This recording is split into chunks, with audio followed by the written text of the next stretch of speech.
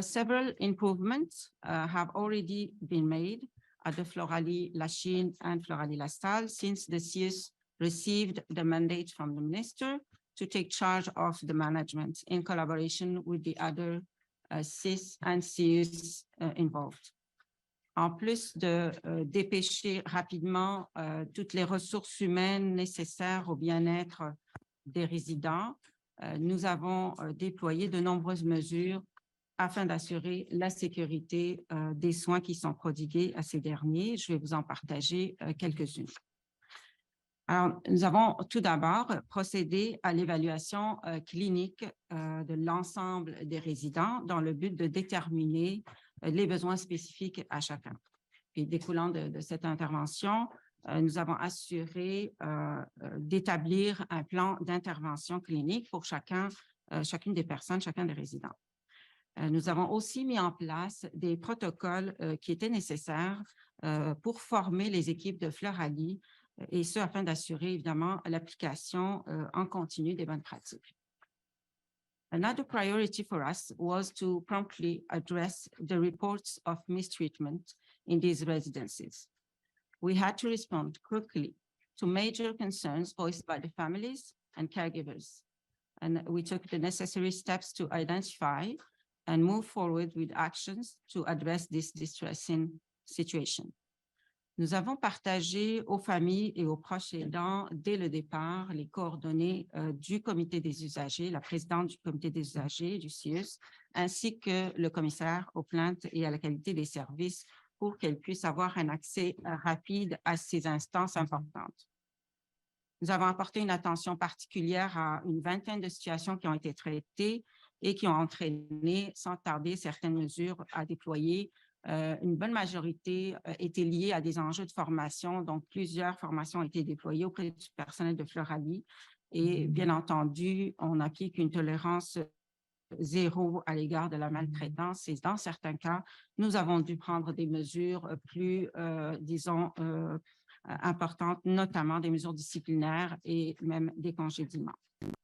Nous avons aussi établi des mécanismes de communication avec les familles au moyen de différents éléments, des lettres, des courriels, des appels téléphoniques et évidemment, c'est une pratique qu'on va continuer. D'ailleurs, cet après-midi, je rencontre les familles pour répondre à leurs questions. As for infection prevention and control, we also implemented a control mechanism, trained employees and the use of practices and added infection control, prevention and control partners on each unit. So we had a specific team helping on each unit for this topic. Autre élément très important que nous avons revu, c'est vraiment toute l'organisation des soins et services sur les différentes unités de vie, et ce, afin d'être en mesure de répondre adéquatement aux besoins qui ont été évalués pour chacun des résidents. On a eu à revoir les ratios du personnel qui ont dû être ajustés sur toutes les unités de vie et aussi, bien sûr, en respect des normes qu'on connaît pour ces milieux-là. Il y a des employés qui ont été redéployés en conséquence suite à la revue de cette organisation pour justement combler les besoins des résidents. Enfin, il y avait aussi tout le volet de l'offre alimentaire et de l'organisation des repas qui a été revu, les menus, les textures qui ont été ajustées suite à l'évaluation qui a été réalisée dans l'objectif encore une fois de répondre mieux aux besoins des résidents.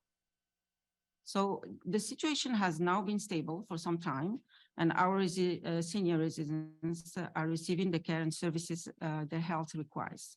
However, we recognize that there is still much to do in order to ensure that the efforts invested at these facilities over the past few months are sustained in the long term. Dans le rapport de l'enquêteur au dossier, M. Delamare, il ressort clairement que l'un des principaux enjeux et la gestion, la gouvernance qui était en place à ce moment-là à Floralies La Chine et à La Salle. Et à cet effet, les nouveaux dirigeants qui sont en place nous ont partagé leur engagement ferme à corriger cette situation. Aussi, nous accueillons favorablement l'orientation ministérielle à l'effet que le CIUSSS, qui a la responsabilité populationnelle du territoire, coordonne les activités de suivi avec les partenaires privés lorsqu'on a plusieurs CISS ou CIUSSS qui sont impliqués avec ces partenaires. Et ce, bien sûr, pour faciliter l'accès à avoir une vue d'ensemble des situations dans ces milieux. D'ailleurs, c'est ce qu'on a mis en place dans le dossier des Floralies. We have always taken a collaborative approach with our private partners and will, in keeping with the recent changes in the legislative framework, heighten our supervision and monitoring with the help of a multidisciplinary team that will intervene directly in these facilities regularly. Soyez assurés que la qualité et la sécurité des soins et des services aux résidents demeurent notre priorité. Dans une approche axée sur le partage des bonnes pratiques adoptées dans ce type de milieu de vie, nous travaillons de façon concertée avec les nouveaux dirigeants, avec les employés et les gestionnaires de Floralies. Dans cette foulée, je m'en voudrais de ne pas profiter de l'occasion pour rendre hommage et remercier sincèrement tous les employés, les gestionnaires et les médecins qui n'hésitent pas à lever la main afin de prendre soin de nos aînés. At the beginning of the pandemic, the community nicknamed them guardian angels. It is those same people who continue to work with dedication, in some cases sacrificing time with their families to meet the needs of our vulnerable citizens. En terminant, je réitère que le CIUSSS de l'Ouest de l'île de Montréal est déterminé à épauler les nouveaux dirigeants et leurs employés, et ce jusqu'à ce que toutes les mesures nécessaires au bien-être des résidents soient en place de manière durable. It is in the interest of everyone involved in this important case. Thank you. Merci. Merci beaucoup, Madame Hachimi-Idrissi. Nous allons maintenant procéder à la période de questions. Nous demandons aux journalistes de se limiter à une question et une sous-question. Nous allons débuter avec les médias présents dans la salle, en commençant par les médias francophones. Merci de vous identifier et de nommer le média que vous représentez. Le micro est...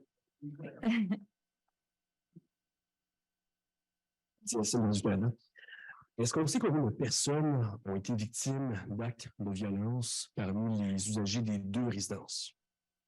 La part d'employés, par exemple.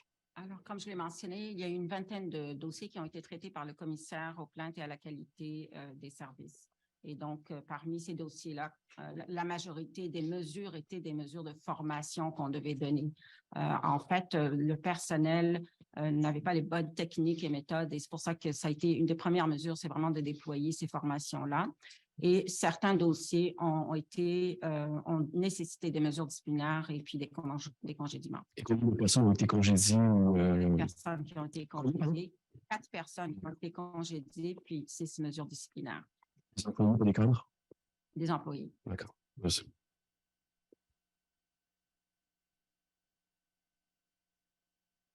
Prochaine question, médias francophones. Bonjour. Bonjour. Pourquoi, d'après vous, ça a pris autant de temps avant qu'on lève le drapeau et qu'on intervienne? C'est certain qu'avec le recul, on aurait dû intervenir, disons, intensifier nos interventions plus rapidement, parce qu'on s'entend qu'on était en accompagnement de cette ressource depuis quelques temps, avec plusieurs rapports, puis des actions, des plans d'action qu'on accompagnait en termes d'implantation de la part des propriétaires.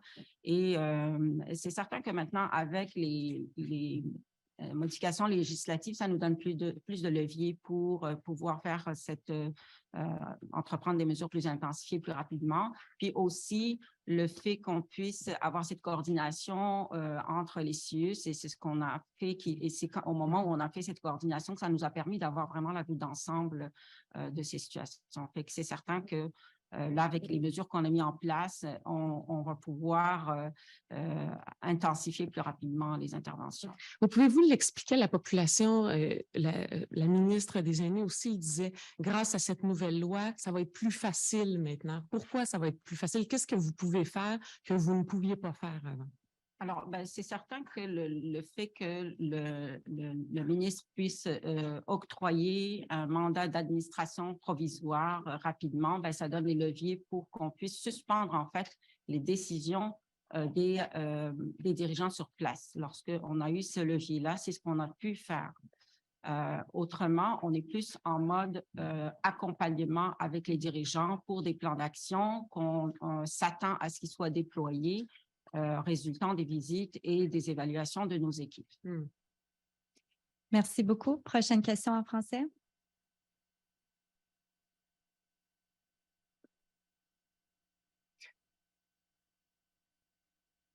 Bonjour, Véronique Dubé de Nouveau Info.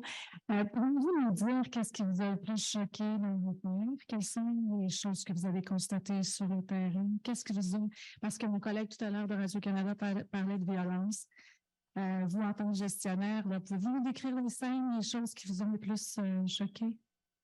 C'est certain que toute situation de maltraitance est inacceptable et inadmissible et ne peut être tolérée. Alors, bien entendu, c'est la raison pour laquelle c'était les premières mesures qui ont été prises au niveau de nos actions. Alors, c'est juste pas acceptable.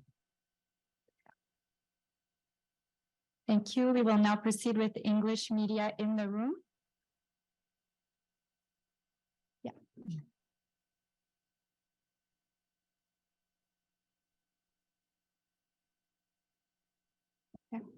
Hi, Chloe Rinaldi, CBC News. I wanted to ask, why did it take so long for the CIUSS to intervene in a situation, especially when there was cases like the Heron, where there was rumors or stories of negligence happening? Yeah, so thank you. So, of course, looking back, we should have, intensify our interventions in those setting earlier. It's as I mentioned earlier, it's when we were able to gather all the CIUSS together that we had the whole picture. And at that moment, we could go further. But we have been following these two resources for time. And obviously, the approach is always an approach of collaboration and giving support in the action that have to be taken by the owners. And when we realized that things were not functioning, and with all what we had with our colleagues, then we decided not long before the investigation started that we gathered all CIUSSS and made sure that we intensify the intervention. So, of course, with the new legislation, we're going to be able to go further. Right now, we already have put in place a multidisciplinary team because all directorates of the CIUSSS are involved in helping a situation like this one because the needs were everywhere. So this team is now able to very quickly intervene as soon as we have, and also we had some tools to put in place to see what is it that we have to check to know that it is the time to go further. Monsieur Darmar also mentioned that there is an algorithm that would be proposed, and that would be helping for us because it's very difficult to see, what is the balance in, because obviously, as you know, those are resources from our institutions, public institutions who have to put extra hours to help. So we have to look at the balance and when is the right time to go. So that algorithm that has been mentioned in the recommendation is going to be very helpful for us and have like a standard way to assess when it is the time to go. So we really, welcome all these recommendations that are enabling us to, always improve. We are in that position. Thank you. Thank you. Hi, Alicia, it's Denise. Just piggybacking off of my colleague's question in French, what shocked you the most from the report and what you learned? Yeah, as I mentioned, all situation of mistreatment is unacceptable. So there's like no other comment to say. It's not to be tolerated, and it's not acceptable in this setting. And we're there to, serve our citizens who are most vulnerable. So we have to make sure that they are in a secure space. And what did you learn from this to, avoid something like this from happening again? Yeah, so as I mentioned now with the new, what we've put in place is having a team that can go more often regularly on site, because we have different level of follow-up with the private setting, and we did put that in place, in the experience of the pandemic. But it's not a service that exists usually in our institution, and we had to develop it with the experience. So now we have that team that is dedicated and ready to intervene, and we're gonna put in place, as I mentioned, a tool that's going to enable the team to move quickly. So that's the way we think we're going to be able to improve our response. Matt Gilmore, CTV. I just wanted to ask, you guys are now sort of in control of these two residences. What's the situation in the residence now, and what did it look like when you guys first took over? So right now, the citizens are in good hands. Things have been put in place, as I mentioned, all, in the clinical organizations of the services that have to be provided. And what we want to make sure is all the protocols, all the processes that we put in place, the good practices that have been put in place, we want to make sure that they continue. So we are working, of course, with the new administration and with their employees to first they are completing their recruitment, because they need to put more staff in. And while they're doing that, we also working on transferring the knowledge and making sure that the practices are well integrated. And once we are, confident that all this is well set and in control, we could look at the next step with the new owners.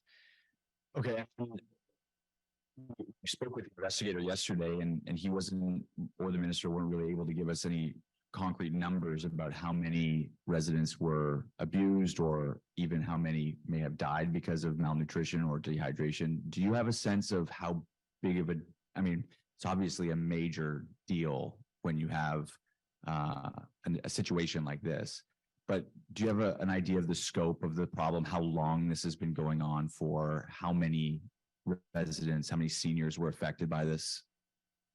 So as I mentioned, it's our commissaire au plainte who has investigated the situation. It's in his mandate, as you know, we are in the law. And I meet regularly with the commissaire au plainte to have a sense of what's happening in our setting anyway. Basically, it's really 20 situations that has been taken, treated, in lengthy, because what we observed is what we call really an organizational situation. That's many practices were not in place. This is how it was not, of course, the families brought to us many concern, and those have been taken in all the action plan for improvements. It's really the 20 situations that the commissaire au plainte that had to look at more closely. That was of mistreatment in that case. So how long, this is difficult to say. I cannot tell you how long. We've been, as I mentioned, following this those two settings for few weeks and months. So I don't think it would be for long. If it's, I don't want to put supposition, because we couldn't say how long for that. Many factors could play. It was summer, you know that summer, probably the staff shortage, etc. That's what I can tell about the situation. It's really mainly the 20 situations that have been put to our knowledge. So just to clarify, you have no idea how long this has been happening for. You don't know how far back this goes. The organization, the way the organization is functioning. Yeah. Yeah. So we have been following with them few months, and we know that the things that were lacking in the way they were managing the situation, because as you know, there have been reports in with the visits of Agrément Canada, visits of the ministry. So those were in our knowledge, and we were working with the owners on action plans, on the pieces of the recommendation they received in each report. So those situations of management that have to be improved were known in those reports. This is what we were working on. But to talk about the mistreatment, this is a new situation. Thank you. And Dan Spector from Global. What can you tell us about those? You said it was 4 people who were fired and 6 people who were disciplined. What could you tell us about? Could you give us a bit more detail? Why were those people, those specific people, fired/disciplined? Yeah. So as I mentioned, because it was a whole situation of management, lack of management in different aspects. The concerns of the families were not all qualified as mistreatment. So it's 20 situations who ended up in this category. That's what I want you to understand. When the commissaire au plan analyzes each situation of mistreatment, he of course has to analyze what are the factors, etc. And as I mentioned, in most situations, it was an issue of training, not the fact of the other situation where we had to have a disciplinary measures and congédiement. Those are situations when it was really identified as negligence from the individual. So this is the difference between when we recommend training versus we really have to have disciplinary measures because it's really negligence and it's on the individual. So you say that there's still training. They were lacking training, and you said earlier that there's a lot left still to do. What is there left to do, and could you see the trusteeship being extended? Because that's something the minister talked about yesterday as something that could happen. Yeah. So most of what has to be done, obviously the new managers of the Floralies, they are recruiting now. So we need to make sure that they have enough staff recruited and put in place, make sure that this staff learns all the practices that we've been putting in place. So what's the timeline? Of course, we're going to be staying there until we make sure that the situation is well managed and the staff is there and the practices that we put in place is well integrated. And if it needs to stay longer, we're going to stay longer. We want to make sure that the residents are in good hands. Thank you. Do we have any other questions in the room? Alors, nous allons maintenant procéder avec les médias francophones présents en virtuel. Merci de lever votre main afin que l'on puisse vous donner la parole. Nous allons débuter avec Alice Girard-Bossé, La Presse. Bonjour. Vous avez dit qu'il aurait fallu que vous agissiez plus tôt. Pour quelles raisons ça n'avait pas été fait à temps? Et est-ce qu'il y a des membres du CIUSSS qui ont fermé les yeux sur la situation dans les dernières années? Alors, en fait, il y a personne qui a fermé les yeux sur la situation. La façon qu'on travaille avec les établissements privés, c'est en mode collaboration. Et donc, c'est certain qu'on travaille dans un mode de partenariat résultant d'entente, évidemment, de notre responsabilité populationnelle dans le cas des RPA. Et c'est certain qu'on accompagne les dirigeants à mettre en place les actions qui ont été convenues en lien avec des recommandations qu'ils reçoivent suite au rapport qu'ils ont reçus, soit du ministère ou d'Agrément Canada, ou même des rapports de nos visites. Donc, c'est certain on compte sur les interventions que les dirigeants nous indiquent qu'ils mettent en place en fonction de ces plans d'action. Maintenant, évidemment, c'est vraiment, comme je l'ai mentionné, le fait qu'on était plusieurs CIUSS en interface avec les deux résidences, Floralies et la Chine. C'est au moment où on a vraiment pu se rencontrer, puis on a décidé en fait de réunir nos collègues et se faire une tête sur l'ensemble de la situation, qu'on a pu voir l'ensemble de la situation. Mais sinon, c'est certain, avec les outils qu'on se donnait maintenant, puis avec les algorithmes qui vont pouvoir nous être fournis par le ministère, ça va nous permettre de jauger à quel moment on déploie des ressources supplémentaires rapidement, puis qu'on puisse en fait prendre une responsabilité de gestion. Puis ça, évidemment, ça demande un levier, puis c'est ce que les nouvelles modifications législatives nous permettent d'avoir accès, ce qu'on n'avait pas auparavant. Puis dans le rapport d'enquête, on suggère au CIUSSS d'augmenter la fréquence des visites au sein de ces deux établissements. À quelle fréquence les visites de l'établissement avaient lieu avant, puis maintenant, à quelle fréquence vous voulez les augmenter? Alors, en fait, bon, d'abord, c'est pour l'ensemble des établissements privés du territoire qu'on a mis en place une équipe multidisciplinaire qui représente l'ensemble des directions qui doivent être déployées parce que, évidemment, on a la direction du soutien aux personnes âgées, la direction de la qualité, la direction des soins infirmiers pour tout le volet des soins au niveau aussi de l'hygiène, salubrité. Bref, on a plusieurs domaines qui doivent se déployer. Et cette équipe, alors, il y a plusieurs sources d'informations, que ce soit les rapports, que ce soit aussi les observations. Là aussi, on a mis des outils pour pouvoir recueillir de façon systématique et standardisée un certain nombre d'observations qu'on a ciblées. Puis avec l'ensemble de ces informations-là, l'équipe décide si une visite terrain doit se faire parce qu'il y a plusieurs mécanismes de suivi. On n'a pas besoin nécessairement de visiter systématiquement tout le monde à tous les jours. Ça va être déterminé en fonction des observations qui sont faites par l'équipe et jauger c'est quoi la fréquence qui doit être établie selon la situation particulière de l'installation. Et fait que voilà. Merci. Est-ce qu'il y a d'autres questions des médias francophones en virtuel? Thank you. We will finally proceed with the English virtual media. Please raise your hand so that we can give you the floor.